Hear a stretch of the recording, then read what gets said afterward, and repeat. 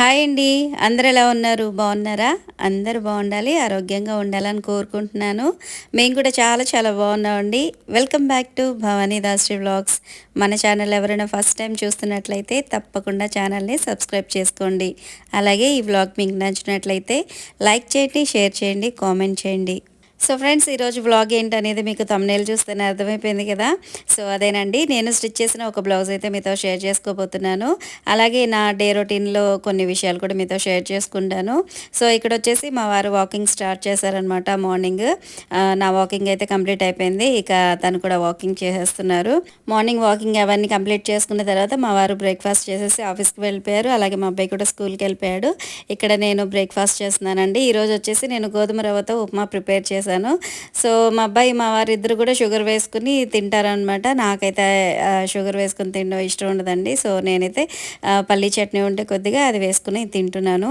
So ఇది వచ్చేసి stainless steel కడాయి అండి. ఎప్పటి నుంచో తీసుకోవాలని అనుకుంటూ ఉన్నాను. కాకపోతే ఇది కొద్దిగా ప్రైస్ ఎక్కువగా ఉందన్నమాట. సో ఆఫర్స్ పడ్డప్పుడు ప్రైస్ తగ్గుతుంది కదా, సో అప్పుడు తీసుకుందామని చెప్పి కార్ట్లో పెట్టేసాను అనమాట. ఒక 20 డేస్ బ్యాక్ అది ప్రైస్ కొద్దిగా తగ్గింది. సో బుక్ చేసుకుందామని చెప్పి నేను బుక్ చేశాను. ఇది బుక్ చేసి కూడా ఒక 20 డేస్ అవుతుందండి. సో అప్పటి నుంచి ఒక 1 వీక్లో వస్తుంది, 2 డేస్లో వస్తుంది అని చెప్పి మెసేజెస్ అయితే వస్తూ ఉన్నాయి, కానీ ఇది తొందరగా డెలివరీ అవ్వలేదన్నమాట.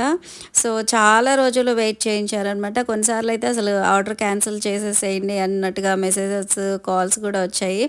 సో నేనైతే చేయలేదన్నమాట. ఎలాగో ఆర్డర్ పెట్టేశాను కాబట్టి ఎప్పుడు వచ్చినా పర్లేదులే అని చెప్పి నేను అలాగే వదిలేశాను.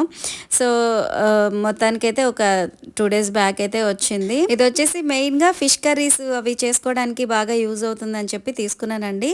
అంటే ఇది లోతు ఎక్కువగా కాకుండా వెడల్పు ఎక్కువగా ఇచ్చారనమాట. సో అందుకని తీసుకున్నాను. ఫిష్ కర్రీయే కాకుండా చికెన్ కానీ, మటన్ కానీ, లేదంటే వెజిటబుల్స్ కానీ ఏవైనా సరే ఈజీగా ఫ్రై చేసుకోవచ్చు. అంటే ఇది వెడల్పు ఎక్కువగా ఉండడం వల్ల ఫ్రైస్ అనేవి చాలా బాగా చేసుకోవచ్చు అనమాట. బ్లాగ్ స్టార్టింగ్లో మీకు చెప్పాను కదండి, నేను స్టిచ్ చేసిన ఒక బ్లౌజ్ మీతో షేర్ చేసుకుంటానని. సో ఆ బ్లౌజ్ ఇదేనండి. సో ఇది వచ్చేసి కృష్ణ ముకుంద మురారి స్టైల్ బ్లౌజ్ అనమాట. అంటే మీరు అనుకోవచ్చు, ఆల్రెడీ ఇలాంటి మోడల్ బ్లౌజ్ మీరు స్టిచ్ చేసి చూపించారు కదా అని చెప్పి అనుకుంటారు. కాకపోతే ఇది వేరే మోడల్ అండి. అది ఫ్రిల్స్ పెట్టేసి దాన్ని హ్యాండ్స్ స్టిచ్ చేయడం అనమాట. ఇది వచ్చేసి బుట్టలాగా ఉంటుంది. సో ఇది కంప్లీట్గా వేరేగా ఉంటుంది అనమాట. సో ఈరోజు అయితే నేను ఆ బ్లౌజ్ అయితే స్టిచ్ చేస్తున్నాను. ఇక్కడ నేను ఆల్రెడీ పేపర్ కటింగ్ అయితే చేసేసుకున్నానండి. మీరు ఎప్పుడైనా సరే ఇలాంటి మోడల్స్ స్టిచ్ చేయాలి అని అనుకున్నప్పుడు డైరెక్ట్ ఫ్యాబ్రిక్ మీద కాకుండా ఇలాగ ఫస్ట్ అయితే పేపర్ కటింగ్ అయితే చేసుకోండి. పేపర్ కటింగ్ చేసుకున్న తర్వాత ఆ పేపర్ని క్లాత్ మీద పెట్టేసి మీరు కట్ చేసుకొని స్టిచ్ చేస్తే కనుక అది ఫినిషింగ్ అనేది పర్ఫెక్ట్గా వస్తుందండి. కొద్దిగా టైం ఎక్కువ పట్టొచ్చు, కాకపోతే మీకు ఫినిషింగ్ బాగా రావాలి అని అనుకుంటే మాత్రం కంపల్సరీ ఇలాగైతే చేయండి. పేపర్ కటింగ్ అంటే కొద్దిగా టైం ఎక్కువ పడుతుందని అనుకోవచ్చండి, కాకపోతే ఫినిషింగ్ మాత్రం చాలా బాగా వస్తుందన్నమాట. మీరు డైరెక్ట్గా ఫ్యాబ్రిక్ మీద కటింగ్ అనేది చేసేసారనుకోండి, చిన్న మిస్టేక్ జరిగినా కూడా దాన్ని మళ్ళీ వెనక్కి తీసుకోలేం కదా. సో అందుకని ముందు పేపర్ కటింగ్ అయితే చేసుకోండి. సో అంటే ఓన్లీ హ్యాండ్స్ వరకేనండి. మనం హ్యాండ్స్కి ఏదైతే మోడల్ పెడుతున్నామో ఆ మోడల్ వరకు మనం పేపర్ కటింగ్ అయితే చేసుకోవాలి. మిగతాదంతా కూడా జస్ట్ నార్మల్ కటింగే కాబట్టి అది డైరెక్ట్ లైనింగ్ మీదే మనం డ్రా చేసేసుకొని కట్ చేసేసుకోవచ్చు. మనకి హ్యాండ్స్కి జాయింట్ పడుతుంది కదా చంక దగ్గర, సో అది కూడా నేను క్లాత్ అనేది కట్ చేసేసానండి. సో కట్ చేసేసిన తర్వాత ఈ బ్లౌజ్ స్టిచ్ చేయించుకునే వాళ్ళు ఏం చెప్పారంటే బార్డర్ అనేది వీపుకి వేయద్దు అని అన్నారనమాట. సో అందుకని ఫస్ట్ అయితే నేను హ్యాండ్స్ కట్ చేశానండి. హ్యాండ్స్ కట్ చేసిన తర్వాత చంక వైపు కొద్దిగా జాయింట్స్ పడతాయి అన్నాను కదా. సో ఆ జాయింట్స్ కోసం నేను ఆ క్లాత్ని ఈవెన్గా స్ట్రైట్గా కట్ చేసేసాను. సో అలా కట్ చేసుకుంటే ఏంటంటే మనకి ఆ జాయింట్ అనేది క్లాత్ కొద్దిగా ఎక్స్ట్రాగా వస్తుంది.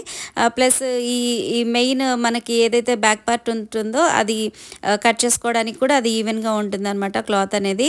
సో ఇప్పుడు నేను బ్యాక్ పార్ట్ పెట్టేసి కట్ చేసేసాను. తర్వాత ఇప్పుడు ఫ్రంట్ పార్ట్ పెట్టి కట్ చేయాలి. సో ఈ ఫ్రంట్ పార్ట్ అవి పెట్టేటప్పుడు కరెక్ట్గా అడ్జస్ట్ చేసుకుని కట్ చేసుకోవాలండి. క్లాత్ ఎక్కడ కూడా వేస్ట్ చేసుకోకూడదు. ఇది కొద్దిగా పెద్ద బ్లౌజ్ అనమాట. సో అందుకని నేను క్లాత్ ఎక్కడ కూడా వేస్ట్ అవ్వకుండా, అంటే మనకి ఎక్కడైనా జాయింట్స్ అవి పడ్డాయి అనుకోండి, మళ్ళీ క్లాత్ కోసం మళ్ళీ శారీనో లేదంటే వేరే ఎక్స్ట్రా క్లాత్ యాడ్ చేస్తే చేస్తే బాగోదు కదా. సో అందుకని ఎక్కడ కూడా క్లాత్ అనేది వేస్ట్ కాకుండా మంచిగా ఈ లైనింగ్స్ అనేవి కరెక్ట్ ప్రాపర్గా సెట్ చేసుకుని కట్ చేసేసుకోవాలి.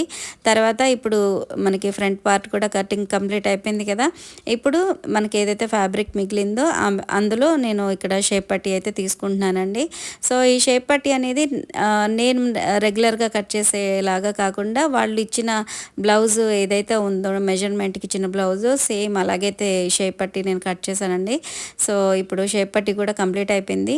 ఈ షేప్ పట్టీకి లోపల ఇప్పుడు ఎల్లో కలర్ క్లాత్ ఒకటి చూసారు కదా, అది జస్ట్ నేను స్టిఫ్గా ఉండడానికి ఇంకొక క్లాత్ అయితే యాడ్ చేశాను అనమాట. సో షేప్ పట్టీ కటింగ్ కూడా కంప్లీట్ అయిపోయిన తర్వాత ఇప్పుడు నేను ఇన్విజిబుల్ పైపింగ్ వేయడానికి షిమ్మర్ క్లాత్ అయితే కట్ చేసుకుంటున్నానండి. సో ఇది కొద్దిగా ఎక్స్ట్రానే పడుతుందండి, అంటే థ్రెడ్ పైపింగ్ కదా, సో కొద్దిగా ఎక్స్ట్రా పడుతుంది. సో దానికి తగ్గట్టు మీకు తెలిసిందే కదా, ఇన్విజిబుల్ పైపింగ్ అంటే అసలు లుక్ అనేది చాలా చాలా బాగుంటుంది. ఫినిషింగ్ కానీ లుక్ కానీ అసలు చాలా బాగుంటుంది అనమాట.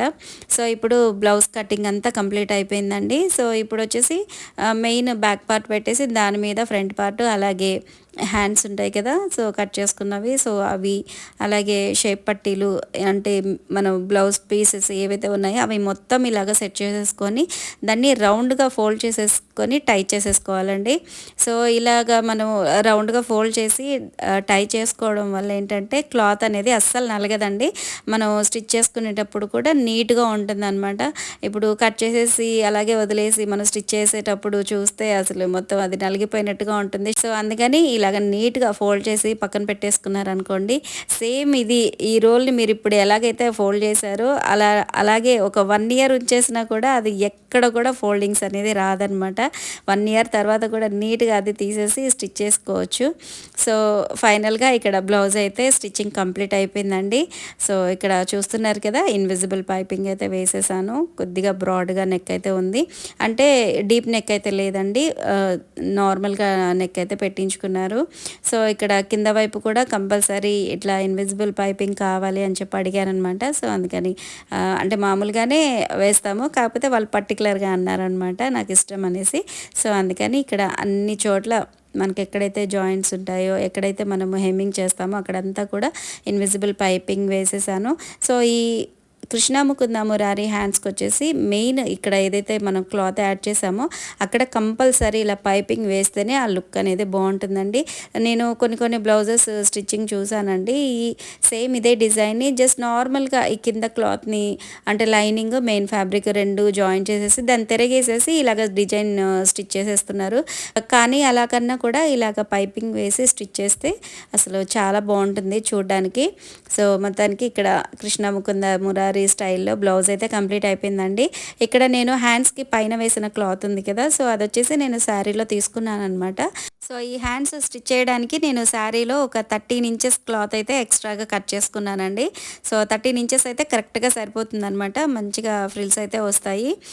సో ఈ బ్లౌజ్ వేసుకున్నప్పుడు కూడా ఆ ఫ్రిల్స్ అనేవి చక్కగా నిల్చుంటాయి అనమాట, అంటే ఆ కటింగే అలా ఉంటుందండి, అసలు చాలా నీట్గా ఉంటుంది. అలాగే బ్లౌజ్ వేసుకున్నా కూడా ఫ్రిల్స్ అనేవి చక్కగా ఇలా నిల్చుంటాయి అనమాట.